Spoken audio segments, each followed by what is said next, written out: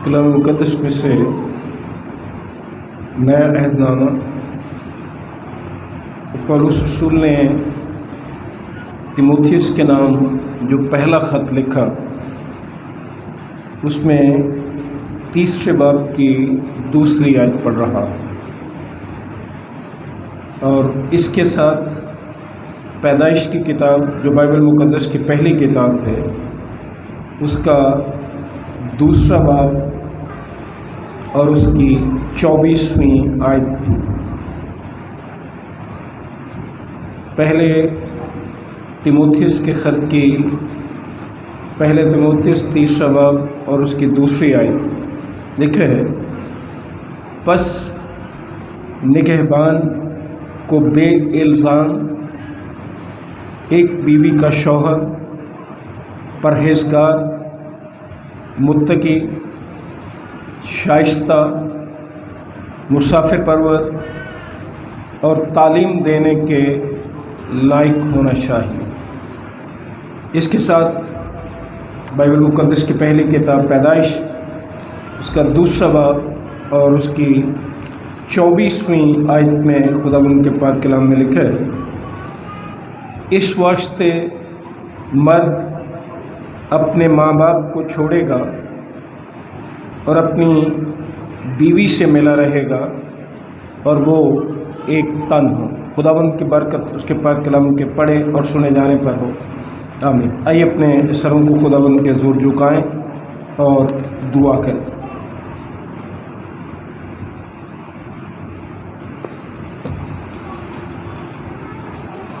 खुदावंद यीशु मसीह में हमारे रहीम बाप बड़ी आजिज़ी, हलीमी और फ़रोतनी के साथ तेरे फ़ज़ल के तख्त के सामने आए हैं। आज के इस वक्त के लिए जिसमें तेरे लोग हाजिर हैं कि तेरी इबादत और प्रस्तश करें। तेरा अदना खादिम तेरे हजूर हाजिर है कि तेरा पाक कलाम लोगों तक पहुँचाए। बख्श खुदावंद कि तेरा कलाम तेरे लोगों तक पहुँचे और जो कुछ हम सीखते सिखाते हैं इस पर अमल करने वाले बने। तेरा अदना खादिम अपने सारे गुनाहों ख़ताओं का इकरार करके तेरे हुजूर हाजिर है और इस बात का भी इकरार करता हूँ खुदावंद कि मेरा इल्म अकल दोनों नाकिस हैं। तू अपने पाकरू की मामूरी से इस्तेमाल कर, अपने अल्फाज और अपने ख़यालात से नवाज और बख्श दे ये पैगाम हम सबों के लिए, हमारे ख़ानदानों के लिए, कलीसिया के लिए बरकत का सबब ठहरे और हम इस पर अमल करने वाले बने। यीशु मसीह के प्यारे और जलाली नाम से मांगते हैं, आमीन। आज जो मेरा मौजू है जिस पर कुछ वक्त हम कलाम मुक़द्दस में से गौर करेंगे वो है शौहरों के फ़राइज़ क्या।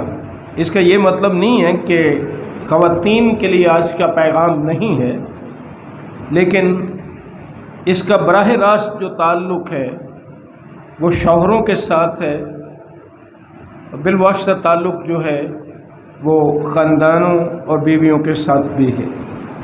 जब हमने सब ने मिलकर पतरस का पहला ख़त तीसरा बाब पढ़ा 7वीं आयत से 12वीं आयत तक, तो वहाँ खुदा के बंदे पतरस की मार्फत खुदावंद के पाक कलाम में एक हुक्म दिया गया, ऐ शौहरों तुम भी बीवियों के साथ अक्लमंदी से बसर करो और औरत को नाजुक ज़रफ़ जानकर उसकी इज़्ज़त करो और यूँ समझो कि हम दोनों ज़िंदगी की नेमत के वारिस हैं ताकि तुम्हारी दुआएं रुक ना जाएं। अब यहाँ जो हमारे यहाँ ख़ास तौर से हिंदुस्तान और पाकिस्तान की मैं बात करता हूँ, हमारा मुआशरा जो है ये मर्दों का मुआशरा कहलाता है। बेशतर मर्तबा हम खुदा का पाक कलाम पढ़ने के बावजूद, खादिम एल्डर होने के बावजूद, ईमानदार होने के बावजूद हम کلام مقدس کے بجائے اپنی روایات جو ملکی اور علاقائی ہیں ان کو زیادہ ترجیح دیتے ہیں۔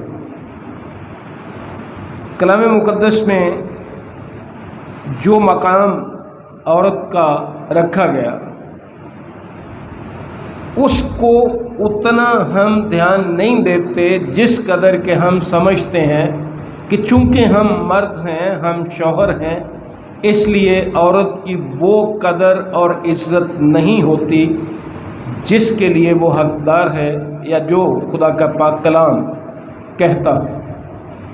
بڑی سادہ سی بات ہے، اے شوہروں اپنی بیویوں کے ساتھ عقل مندی سے بسر کرو اور انہیں نازک ظرف جان کر ان کی عزت کرو۔ اب نازک ظرف اس لیے ہے جسمانی لحاظ سے، اور پھر دوسرا یہ کہ وہ آدم میں سے نکالی گئی تھی۔ جو بدن خدا نے آدم کو دیا اسی میں سے ایک حصہ جسے ہم پسلی کہتے ہیں نکال کر خداوند نے اس سے عورت کو بنایا۔ اسی لیے تو خدا کا پاک کلام کہتا ہے کہ وہ دو نہیں بلکہ ایک تن ہو۔ اس سے بڑا رشتہ کوئی نہیں ہے۔ اور یہاں یہ بھی کہا گیا کہ یہ سمجھ کر خواتین کی عزت کرو، بیویوں کی عزت کرو کہ ہم دونوں زندگی کی نعمت کے وارث ہیں۔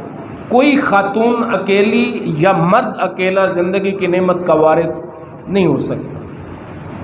پھر آگے یہ بھی کہا گیا تاکہ تمہاری دعائیں رک نہ جائیں۔ ہماری دعائیں رکنے کا ایک سبب یہ بھی ہو سکتا ہے۔ بات میں کر رہا تھا ہندوستان اور پاکستان کے معاشرے کی، مجھے بتاتے ہوئے بھی افسوس بھی ہوتا ہے اور شرم بھی آتی ہے کہ یہاں بہت سے لوگوں نے عورت کو پاؤں کی جوتی سمجھا، جو کہ کلام مقدس نے کم از کم بائبل مقدس نے ہمیں یہ نہیں سکھایا۔ بائبل مقدس نے تو کہا کہ عقل مندی سے ان کے ساتھ بسر کرو اور اسے نازک ظرف جان کر اس کی عزت کرو۔ اب معاشرہ ہمارا اتنا برا ہے، جیسا میں نے پہلے گزارش کی کہ کلام کی، خدا کے فرمان کی عزت نہیں کرنی ہے، ہم نے اس کی پرواہ نہیں ہے، ہمیں اپنی روایات کی پرواہ ہے۔ بڑی خوشی سے لاکھوں روپے لگا کے ہم اپنے بچوں کی شادیاں کرتے ہیں، خوشی خوشحالی سے شادیاں کرتے ہیں۔ اگر وہ اپنی بیوی کی بات مانتا ہے تو گھر والے ناراض ہوتے ہیں، گھر والوں کی مانتا ہے تو بیوی ناراض ہوتی ہے۔ بھئی یہ تو خدا کے پاک کلام کا حکم ہے کہ عورت کو نازک ظرف جانو اور اس کی عزت کرو۔ یہاں جو عزت کرنا شروع ہو جائے اپنی بیوی کہتے جی حیران مرید ہو گیا، اے بیوی دے تھلے لگے کوئی باتیں کرنے والی۔ خدا کے پاک کلام کا یہ حکم ہے، یہ کوئی انسان کا حکم تھوڑی ہے۔ معاشرہ جہاں مرضی جاتا رہے، ہمارے لیے خدا کا پاک کلام جو ہے وہ اہم ہے، اور یہ بات ذہن میں رکھیے۔ ہم مسیحی جو ہیں ہم خدا ثالوث کو مانتے ہیں، خدا باپ، خدا بیٹا اور خدا روح القدس، تینوں ایک ہیں۔ اسی لیے دنیا کی کوئی کتاب اٹھا کر دیکھ لیجئے، کسی کتاب میں، کسی مذہب میں عورت کی عزت کے لیے یہ تعلیم نہیں دی گئی کہ وہ دو نہیں بلکہ ایک بدن ہوگی، کیونکہ خدا ثالوث تین میں ایک ہے اور ایک میں تین ہے۔ اور یہ شادیاں جو ہماری جسمانی ہیں، یہ حقیقی شادی یا جو برے اور اس کی دلہن کے درمیان ہے، یہ اس کی عکاسی کرتی ہے۔ پیدائش کی کتاب میں سے آپ نے دیکھا کہ کس طرح سے عورت کو بنایا گیا، اور پھر یہ کہا گیا کہ مرد اپنے ماں باپ سے جدا ہو کر اپنی بیوی کے ساتھ رہے گا۔ بعض اوقات یہ سمجھتے ہیں کہ جی یہ پادری صاحب آپ غلط تعلیم دیں، میں تو کہہ ہی نہیں رہا، خدا کا پاک کلام کہہ رہا نا۔ یہاں یہ مطلب نہیں ہے کہ لڑکا بیٹا جب شادی شدہ ہو جاتا ہے تو وہ ماں باپ کو چھوڑ دے گا۔ مطلب یہ تھا کہ جس طرح آپ گھرانے کے سربراہ ہوتے ہو، اسی طرح جب شادی اس کی ہوتی ہے تو وہ بھی ایک گھرانے کا سربراہ ہو جاتا ہے۔ جیسے پہلے آپ کا خاندان آپ کے نام سے چلتا، اسی طرح اس کا خاندان اس کے نام سے بھی چلے گا، وہ اپنے ایک الگ گھرانے کا بھی سربراہ ہو جاتا ہے۔ کلام مقدس میں تیموتھیوس کا خط میں نے پڑھا آپ کے سامنے، پہلا 3 باب کی 2 آیت۔ یہ بڑی دلچسپ بات ہے، بہت سے لوگوں کے ساتھ واسطہ پڑتا ہے، بہت سے لوگ جو دوسری شادی کرنا چاہتے ہیں، 2 رکھنا چاہتے ہیں، یا ایک کو طلاق دے کے دوسری شادی کرنا چاہتے ہیں۔ یہاں سنیے ذرا لکھا کیا ہوا ہے۔ یہ بات سچ ہے کہ جو شخص نگہبان کا عہدہ چاہتا ہے وہ اچھے کام کی خواہش کرتا ہے، پس نگہبان بے الزام ایک بیوی کا شوہر۔ باقی باتوں کی میں آج بات نہیں کر رہا، لیکن یہاں بہت سے لوگوں سے میری جب گفتگو ہوئی تو وہ کہتے ہیں جی ایک بیوی کی پابندی جو ہے یہ صرف نگہبانوں کے لیے، یہ تو خاتموں کے لیے، پادریوں کے لیے، جنہوں نے 2 کرنی ہوتی ہیں نا، ان کا بیان ہی یہ ہے کہ جی یہ پابندی تو صرف خادموں کے لیے، نگہبانوں کے لیے۔ تو پھر یہ کلام بھی ہمارے لیے ہی ہوگا صرف؟ اب مجھے ایک بات بتائیں، بس ساری دنیا کی باتیں سنے خادم، دکھ اٹھائے خادم، اور یہ جو 2 یا 3 بیویوں کا موج میلہ ہے یہ عام ایماندار کرتا، بھائی یہ خدا کے پاک کلام نے کہا تھا؟ ہر ایک ایماندار کے لیے جو خداوند کا ہے، آگے چل کر میں آپ کو بتاؤں گا، اس بات کا اطلاق ہر ایک شخص پر ہوتا ہے جو خداوند پر ایمان رکھتا، کیونکہ خدا کے کلام کا نقشہ یہ نہیں تھا۔ خدا کے پاک کلام کا جو نقشہ تھا، ملاکی کی کتاب نکالیے گا،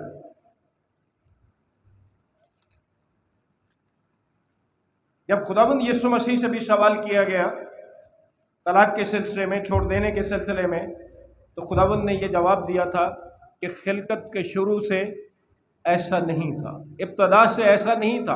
ابتدا سے کیسا تھا؟ 2 باب کی 14ویں آیت پڑھ رہا ہوں، غور سے سنیے، ملاکی کی کتاب 2 باب 14ویں آیت سے۔ تو بھی تم کہتے ہو کہ سبب کیا؟ سبب یہ ہے کہ خداوند تیرے اور تیری جوانی کی بیوی کے درمیان گواہ۔ اب میں نے جتنا بھی پڑھا یا جو میرا علم ہے ناقص، یہ جوانی کی بیوی کا مطلب ہوتا ہے پہلی بیوی جو ہے۔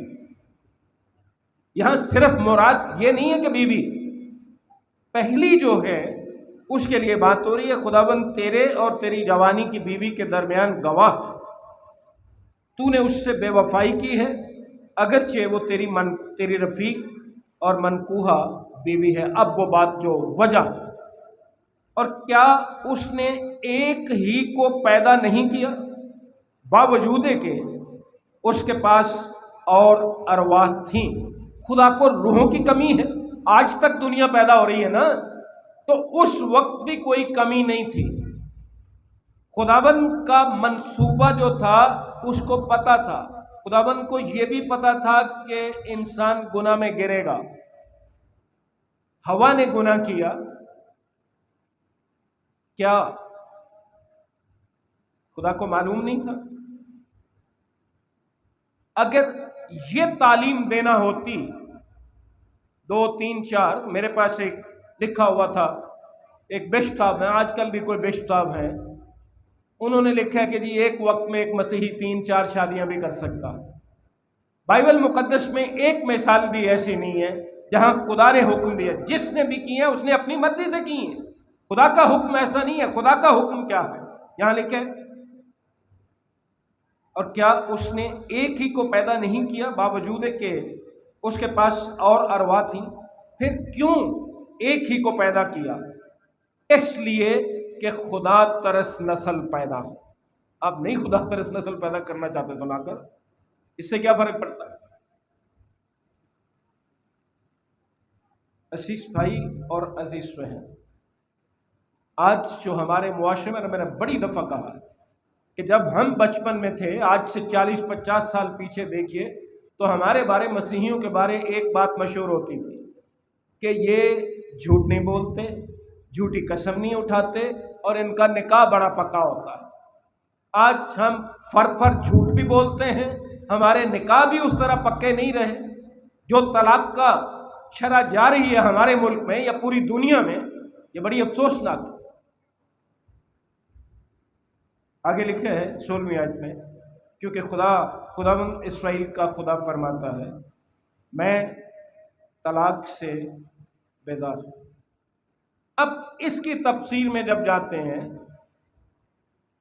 بات وجہ کی نہیں ہے کہ کس وجہ سے طلاق ہوئی ہے، سادہ سی بات لکھی ہوئی ہے، خداوند فرماتا ہے کہ میں طلاق سے بیزار، بس اتنی سی بات لکھی ہے۔ آپ کے پاس خدا کو جواب دینے کے لیے بہت ساری وجوہات ہوتی ہیں، لیکن خدا طلاق سے بیزار ہے۔ اب جو بات میں نے شروع میں کی تھی کہ ہندوستان اور پاکستان کا معاشرہ مردوں کا معاشرہ گنا جاتا ہے، اس میں کوئی شک نہیں ہے کہ شوہر جو ہے وہ اپنے گھرانے کا سربراہ، یہ خدا کے پاک کلام کا فرمان ہے۔ اس لیے شوہروں کو اپنی بیوی پر اختیار ضرور ہے، لیکن وہ اختیار نہیں ہے جو ہم اختیار جتاتے ہیں۔ جو اختیار خداوند نے دیا ہے اس کو تو ہم جتاتے نہیں ہیں، اور دنیاوی اختیارات جو ہیں وہ ہم ان کا استعمال بھی کرتے ہیں اور جتاتے بھی ہیں۔ پیدائش کی کتاب اس کے 30 باب کی 16ویں آیت میں جب گناہ ہو گیا تو عورت کو یہ کہا گیا، پیدائش کی کتاب اس کا 30 باب اور 16ویں آیت، پھر اس نے عورت سے کہا کہ میں تیرے درد حمل کو بہت بڑھاؤں گا، تو درد کے ساتھ بچے جنیں گی، اور تیری رغبت اپنے شوہر کی طرف ہوگی اور وہ تجھ پر حکومت کرے گا۔ اب اس حکومت کا وہ مطلب نہیں ہے جو ہمارے معاشرے میں لیا جاتا۔ اس حکومت کا مطلب آگے چل کر ہم نئے عہد نامے میں دیکھتے ہیں کہ روحانی مطلب کیا تھا۔ کرنتھیوس کی کلیسیا کے نام جو پولس رسول نے پہلا خط لکھا 11ویں باب کی 3 آیت میں اس حکومت کے بارے بتایا گیا ہے کہ یہ حکومت ہے کون سی۔ کرنتھیوں کا پہلا خط 11واں باب اور اس کی 3 آیت میں خدا کا پاک کلام یوں کہتا ہے، بس میں تمہیں آگاہ کرنا چاہتا ہوں کہ ہر مرد کا سر مسیح اور عورت کا سر مرد اور مسیح کا سر خدا۔ آپ یہ تو جتاتے ہو کہ جی مرد عورت کے لیے سر ہے، ہیڈ ہے فیملی کا، اس میں کوئی شک نہیں ہے، خاندان کا سربراہ ہے، ہیڈ ہے، لیکن آپ کا بھی تو کوئی سربراہ ہے نا، ہیڈ ہے، اور وہ مسیح۔ ہم تو اس کے تابع نہیں ہوتے بطور سر اسے جان کر، اور بیویوں سے یہ توقع کرتے ہیں کہ چونکہ ہم ان کے سر ہیں یہ ہمارے تابع ضرور ہوتے ہیں۔ یہ حکومت تھی جس طرح خداوند یسوع مسیح نے اپنی دلہن کے ساتھ سلوک کرتا ہے یا کرے گا، یہ نمونہ تھا ہمارے لیے، یہ حکومت تھی، یہ اختیار تھا۔ اسی طرح افسیوں کا خط دیکھیں 5ویں باب کی 23ویں آیت، تو وہاں بھی خدا کا پاک کلام ہمیں ان الفاظ میں تلقین کرتا ہے۔ افسیوں کا خط 5واں باب اور اس کی 23ویں آیت میں یوں لکھا ہے، کیونکہ شوہر بیوی کا سر ہے جیسے کہ مسیح کلیسیا کا سر ہے، اور وہ خود بدن کا بچانے والا ہے۔ یہ ہیں ہمارے فرائض ابھی تک۔ اب براہ راست دیکھتے ہیں کہ بیویوں کی طرف شوہروں کے فرائض کیا ہے۔ پطرس کا خط میں نے آپ نے پڑھا، ہم سب نے مل کر، اور 3 باب کی 7ویں آیت پھر توجہ طلب، اے شوہرو اپنی بیویوں کو نازک ظرف جان کر ان کی کیا کرو، عزت کرو، عقل مندی کے ساتھ ان کے ساتھ زندگی بسر کرو، چونکہ یہ نمونہ جو ہے یہ مسیح اور اس کی کلیسیا کا نمونہ دراصل۔ جب ہم پیدائش کی کتاب اس کا 2 باب اور اس کی 23ویں آیت پڑھتے ہیں تو وہاں خدا کا پاک کلام یہ بتاتا ہے، پیدائش کی کتاب اس کا 2 باب اور اس کی 23ویں آیت، اور آدم نے کہا یہ تو اب میری ہڈیوں میں سے ہڈی اور میرے گوشت میں سے گوشت ہے، اس لیے وہ ناری کہلائے گی کیونکہ وہ نر سے نکالی۔ یہ وہ محبت ہے، جیسا میں نے پہلے بھی گزارش کی کہ ایک ہی تو بدن ہے، ایک ہی بدن میں سے اس کو نکالا گیا، اس لیے سے محبت کا تقاضا خدا کا پاک کلام کرتا ہے۔ اور پھر اسی بات کو جب متی رسول کی معرفت خداوند کی انجیل ہمیں پہنچتی ہے، اس کے 19ویں باب کی 5ویں آیت سنیے کیا لکھا ہوا۔ اس واسطے اس سبب سے مرد باپ سے اور ماں سے جدا ہو کر اپنی بیوی کے ساتھ رہے گا اور وہ دونوں ایک جسم ہوں گے۔ میں نے جدا کی آپ کو بات بتا دی کہ جدا کا مطلب علیحدگی نہیں ہے، جدا کا مطلب ہے کہ اب وہ ایک گھرانے کا خود سربراہ ہو گیا۔ اس طرح سے محبت کے ساتھ، پیار کے ساتھ، اور اگر پطرس کا پہلا خط دیکھیں 4 باب کی 8ویں آیت تو وہاں ان الفاظ میں بیان کیا گیا۔ 4 باب اور اس کی 8ویں آیت میں لکھیں، سب سے بڑھ کر یہ کہ آپس میں بڑی محبت رکھو، کیونکہ محبت بہت سے گناہوں پر پردہ ڈال دے۔ کیا آیت؟ یہ ہمارے خاندان کے لیے، برادری کے لیے، کلیسیا کے لیے، اور خاص طور سے مرد اور عورت کے رشتے کے لیے۔ ہم تو ایک دوسرے کے گناہ گنوا کے بڑا خوش ہوتے ہیں نا، لیکن حقیقت کلام مقدس یہ بتاتا ہے کہ ایسا اس وقت ہوتا ہے جب ہمارے اندر محبت نہیں ہوتی ایک دوسرے کے۔ جب محبت ہو تو کلام یہ کہتا ہے محبت بہت سے گناہوں پر پردہ ڈال دے۔ محبت ہو تو پھر ہی گناہوں پر پردہ ڈالا جاتا ہے۔ زبور کی کتاب میں 32واں زبور انتہائی خوبصورت زبور ہے اس سلسلے میں۔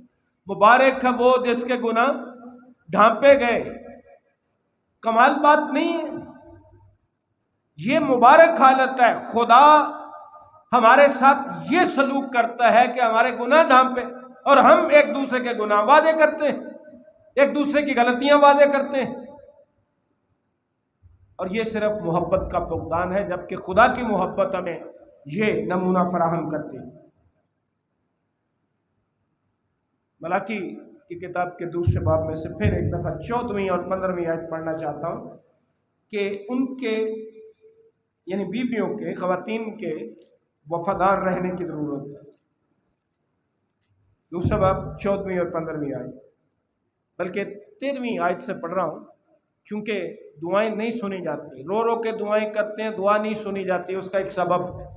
سنیے کیا لکھے، پھر تمہارے اعمال کے سبب سے خداوند کے مذبح پر آہ و نالہ اور آنسوؤں کی ایسی کثرت ہے کہ وہ نہ تمہارے ہدیے کو دیکھے گا اور نہ تمہارے ہاتھ کی نظر کو خوشی سے قبول کرے گا، تو بھی تم کہتے ہو کہ سبب کیا ہو؟ سبب یہ ہے کہ خداوند تیرے اور تیری جوانی کی بیوی کے درمیان گواہ، تو نے اس سے بے وفائی کی ہے، اگرچہ وہ تیری رفیق اور منکوہہ بیوی ہے۔ اور پھر کیا اس نے ایک ہی کو پیدا نہیں کیا، باوجود ہے کہ اس کے پاس اور ارواح موجود تھی؟ پھر کیوں ایک ہی کو پیدا کیا؟ اس بھید کو سمجھنے کی ضرورت ہے، کیونکہ خدا ایک ہے اور اس کی کلیسیا ایک ہے، اس کی دلہن ایک ہے۔ جب یہ بھید سمجھ آ جائے تو پھر سمجھ آئے گی کہ یہ رشتہ دراصل ہے کیا۔ میں سیموئیل کی کتاب میں سے سیموئیل کے بارے پڑھ رہا تھا، اگرچہ ہم ان الفاظ کو اور طرح سے لیتے ہیں، لیکن اپنی بیوی کو تسلی دینے کے لیے سنیے ذرا کیا الفاظ ہیں۔ سیموئیل کی پہلی کتاب 1 باب اور اس کی 8ویں آیت، جب حنا جو ہے پریشان تھی، دکھی تھی، فکر مند تھی، ताने सुन के, औलाद न होने के सबब से, तो ऐसी हालत में उसका शौहर उसके लिए किस तरह तसल्ली का सबब बना। बल्कि मैं 7वीं में पढ़ रहा हूँ कि किस तरह से उसकी सौत उसे छेड़ती थी। और चूंकि वो साल ब साल ऐसा ही करता था जब वो खुदावंद के घर जाती, इसलिए फनीना उसे छेड़ती थी, चुनाचे वो रोती और खाना न खाती। ये था उसका दुख सबसे ज़्यादा, चूँकि औलाद नहीं थी तो फनीना उसे हर तरह से तंग करती थी। तो लिखा है अब उसका खामंद उसे कैसे तसल्ली देता। यहाँ तो ये होता है ना कि औलाद नहीं हुई, साल नहीं हुई, 2 4 साल 5 साल नहीं होते तो दूजी कर लो और कुछ नहीं, तो माँ भी वही मशवरे देने लग पाएंगे। जैसे कि माँ बाप ने औलाद पकड़ी होती है, उनके हाथ में है औलाद तो खुदावंद की तरफ से मिलती है। आगे लिखे, सो उसके खामन एल्काना ने उससे कहा, ए हन्ना तो क्यों रोती और क्यों नहीं खाती और तेरा दिल क्यों आजुर्दा? क्या मैं तेरे लिए 10 बेटों से बढ़कर नहीं? देखो किन अल्फाज में उसे तसल्ली दे रहा, किस तरह से उसकी तसल्ली का सबब बन रहा। अपने आप में सोचिए आज कि हम किस तरह से तसल्ली का सबब हो सकते हैं। फिर हमारे यहाँ एक और मुआशरती बुराई कह लीजिए कि हम उनसे मशवरा करना पसंद नहीं करते। पैदाइश की किताब उसका 31वां बाब जब हम पढ़ते हैं, उसकी 4थी आयत, हम मशवरा करने के बजाय अपने मशवरे या अपने इरादे या अपने फैसले मुसल्लत करना चाहते हैं। पैदाइश की किताब उसका 31वां बाब और 4थी आयत में यूं खुदा का पाक कलाम बताता है, तब याकूब ने राखेल और लिया को मैदान में जहां उसकी भेड़ बकरियां थीं बुलवाया। ये एक तरह से मशवरा करने के लिए उन्हें बुलवाया। और फिर इसी बात की 16वीं आयत में जब हम देखते हैं तो सुनिए क्या लिखा है, इसलिए अब जो दौलत खुदा ने हमारे बाप से ली वो हमारी और हमारे फर्जंदों की है, बस जो कुछ खुदा ने तुझसे कहा है वही कर। ये है सलामत, फैसलों में शरीक करना, मशवरों में शरीक करना। और तो और यहाँ हमारे पास छोड़ने के, तलाक देने के बहुत से बहाने होते हैं। कहीं हरामकारी का, जना का ना भी जिक्र हो, जिसने छोड़ना होती है वो इल्जाम लगाता है, केस कर देता है कि जी ये हराम का।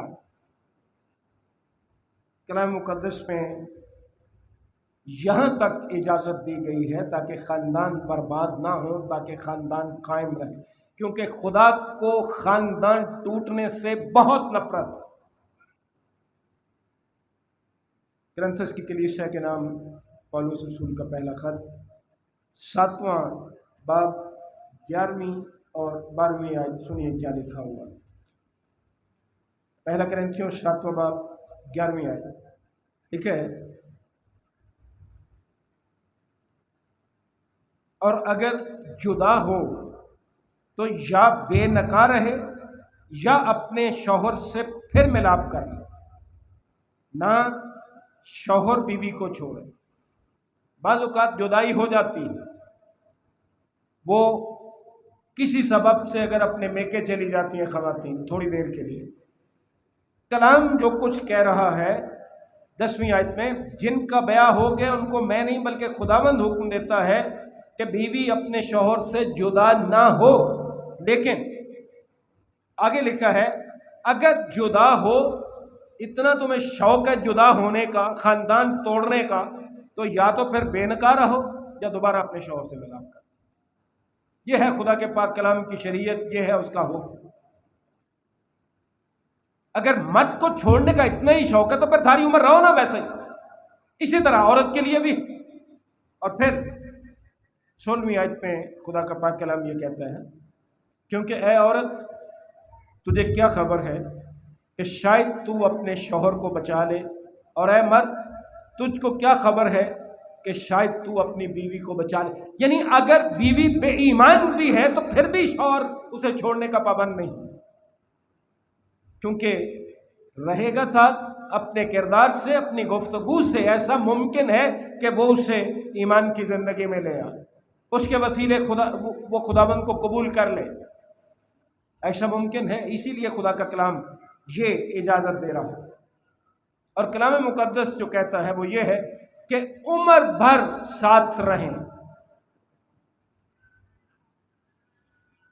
عمر بھر کا مطلب کیا ہوتا ہے؟ 20 30 40 50 سال، جب تک آپ اس بدن میں، جب تک خدا نے آپ کو اس دنیا میں زندگی بخشی، اس وقت تک یہ ساتھ نبھانے کی ضرورت ہے۔ متی رسول کی انجیل اس کا 19واں باب، 1-2 آیات میں پڑھ دیتا ہوں، لیکن گھر جا کے آپ یہ ساری ضرور پڑھیے، 3 آیت سے 9 آیت تک، یا میں پڑھ دیتا ہوں، آپ کے پاس وقت نہیں ہونا جا کے پڑھنے کا، کیونکہ آپ نے تو پھر سنڈے کو بائبل اٹھانی ہے نا، وہ بھی اگر خدا آپ کو توفیق دے تو۔ متی رسول کی معرفت خداوند کی انجیل اس کا 19واں باب اور 3 آیت سے خدا کا پاک کلام اس طرح سے شروع ہوتا ہے: اور فریسی اسے آزمانے کو اس کے پاس آئے اور کہنے لگے، کیا ہر ایک سبب سے اپنی بیوی کو چھوڑ دینا روا ہے؟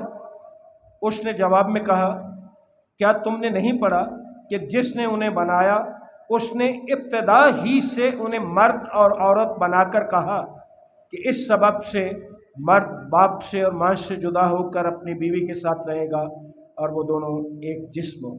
بس وہ دو نہیں بلکہ ایک جسم ہے، اس لیے جسے خدا نے جوڑا ہے اسے آدمی جدا نہ کر۔ اس کا مطلب کبھی سمجھا ہے؟ ہم کارڈوں پہ بھی لکھتے ہیں، وہ گیت بھی گاتے ہیں شادی نکاح پہ، جس کو خدا نے جوڑا ہے اسے کوئی جدا نہ کرے، لیکن پتہ ہے آپ کو اس کا مطلب کیا ہے؟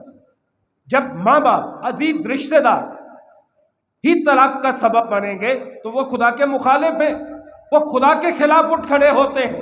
کلام واضح طور سے کہتا ہے کہ جنہیں خدا نے جوڑا ہے انہیں آدمی جدا نہ کرے۔ کیوں آدمی جدا نہ کرے؟ آدمی نے جوڑا ہی نہیں، آدمی نے انہیں بنایا ہی نہیں۔ انہیں جدا کرے تو خدا کرے، اور خدا کیسے جدا کرے گا؟ بہت ہی کیسے۔ اس لیے عمر بھر ایک دوسرے کے ساتھ رہنے کی ضرورت ہوتی ہے۔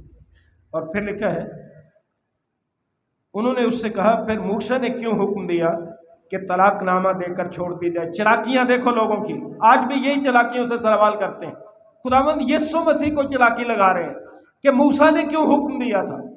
تو خداوند نے انہیں جواب دیا، اس نے ان سے کہا، موسیٰ نے تمہاری سخت دلی کے سبب سے تم کو اپنی بیویوں کو چھوڑ دینے کی اجازت دی، مگر ابتدا سے ایسا نہ تھا۔ موسیٰ بیچارہ تو تم سے تنگ تھا کہ تم اپنی بیویاں چھوڑتے تھے، جیسے مرضی چھوڑ دی، پکڑا تو باہر نکال دیا بات۔ تو اس لیے موسیٰ نے تمہیں حکم نہیں دیا، حکم تو وہ تھے جو شریعت اس کے وسیلے دی گئی، تمہیں موسیٰ نے حکم نہیں دیا۔ اس نے کیا کیا تھا بیچارے نے؟ اجازت دی، تاکہ معاشرے میں خرابی بڑھے نہ۔ اس نے خرابی روکنے کی کوشش دی تھی جس کو ہم نے غلط سمجھا۔ اور پھر آگے لکھے ہے،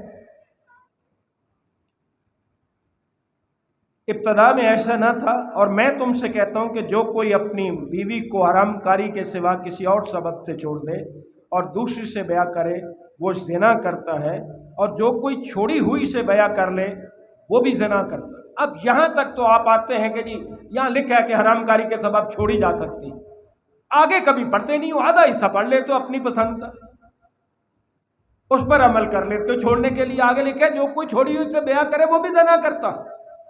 تو کس حالت میں آپ یہ ساری زندگی بسر کر سکتے ہیں؟ اس لیے کلام کو جب پڑھتے ہو تو کلام کو پورا سمجھا کرو، اپنی مرضی کے حصے لے کر ان کی تفسیر نہ کیا کرو۔ بہت سے پادری صاحبان کی بھی یہی مرض ہے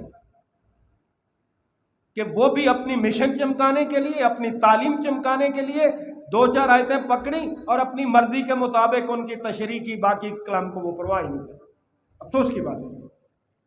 پھر مقدس مرکز کی معرفت انجیل 10واں باب پہلی آیت سے 12ویں آیت تک یہ مہربانی کر کے ایسے کر لیجیے جا کے ضرور پڑھ لیجیے، پھر آپ کو پتہ چل جائے گا۔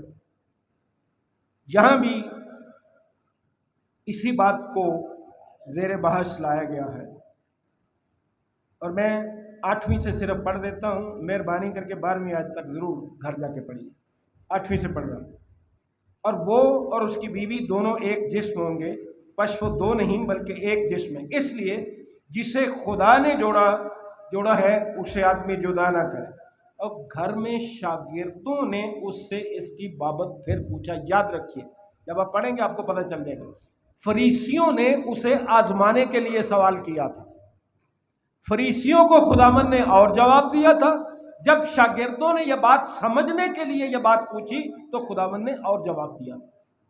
شاگردوں کو کیا جواب ہے؟ اور گھر میں شاگردوں نے اس سے اس کی بابت پھر پوچھا، اس نے ان سے کہا جو کوئی اپنی بیوی کو چھوڑ دے۔ اب یہاں کوئی زنا کی حرام کاری کی بات ہے؟ کوئی نہیں، بات چھوڑنے کی ہے، کس سبب سے چھوڑتا؟ جو کوئی اپنی بیوی کو چھوڑ دے اور دوسری سے بیاہ کرے وہ اس پہلی کے برخلاف زنا کرتا ہے، اور اگر عورت اپنا شوہر چھوڑ دے اور دوسرے سے بیاہ کرے تو زنا کرتے۔ دونوں کے لیے یہی حال ہے۔ اپنے آپ کو جانچ لیجیے، آج خاص طور سے مرد حضرات سے گفتگو ہو رہی ہے تو اپنے آپ کو دیکھ لیجیے۔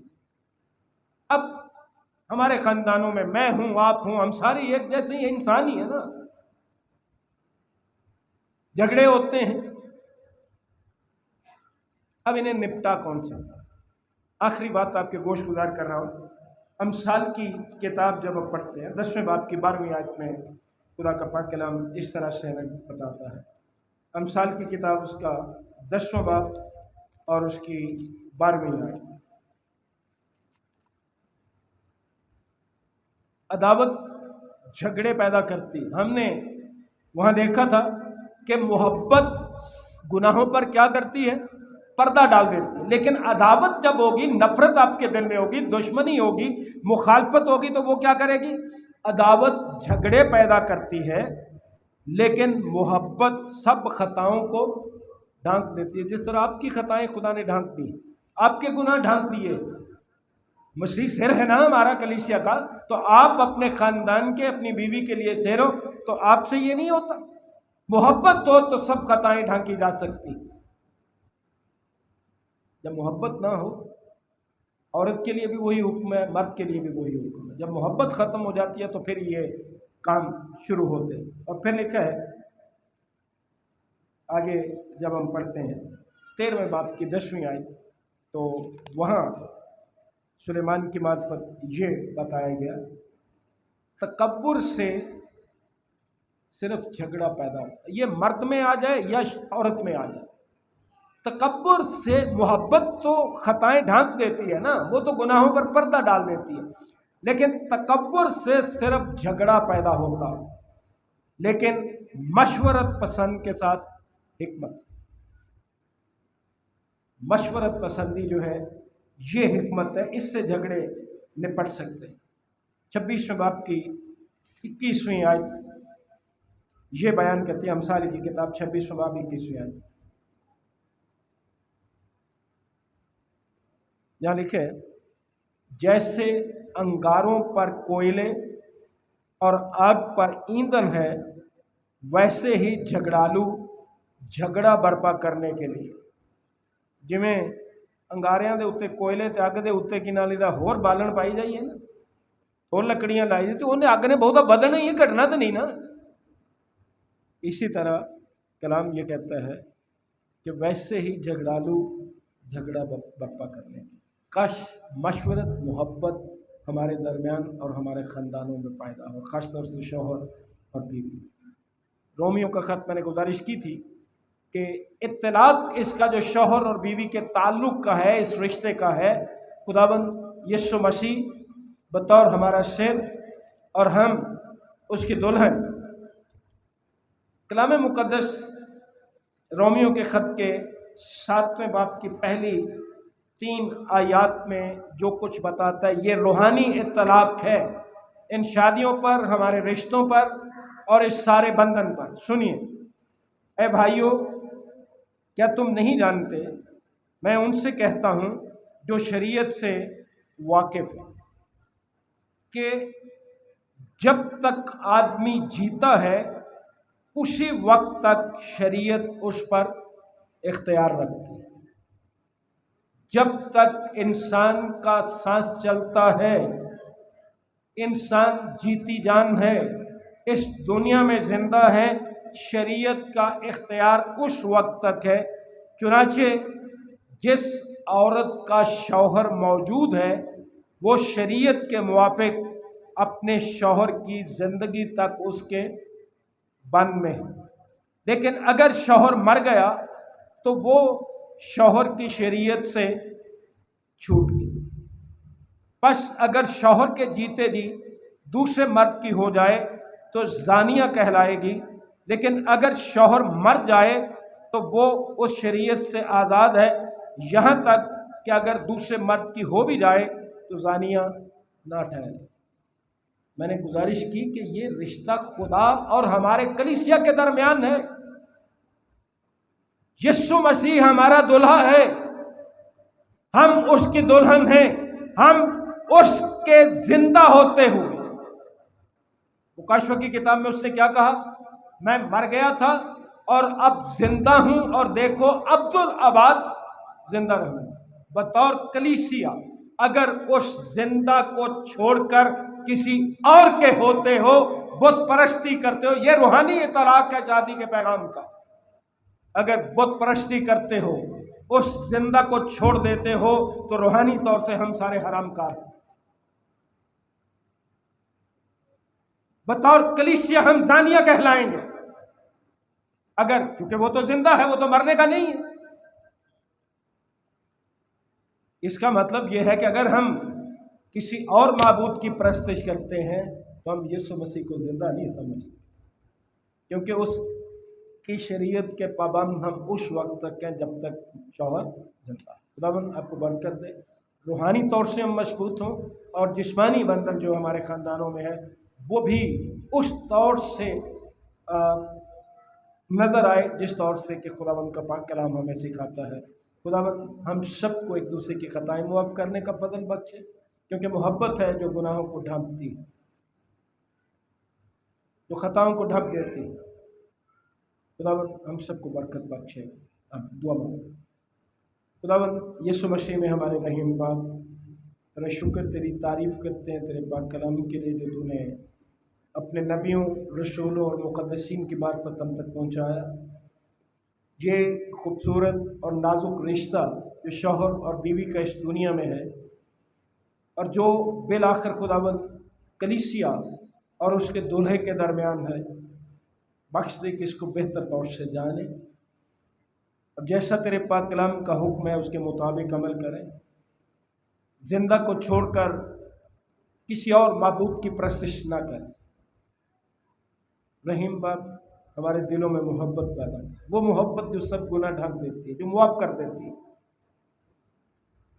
रहीम बाप, हमारी मिन्नत है हमें ख़ानदानी तौर पर, कलीसियाई तौर पर हमारी मोहब्बत अपने दुल्हा यीशु मसीह के साथ रोश बरोश बढ़े। जिस तरह वो वफ़ादार है इस तरह हमें भी वफ़ादार रहने का फजल बख्श और उसकी आमद के लिए तैयार कर। हम अपनी निगाहें अपने दुल्हा की तरफ लगाएं ताकि जब वो आए तो हमें खुशी मिले, हम खुशी के साथ उसके दाहिने हाथ इबादत के बकिया हिस्से में हमारी मदद फरमा।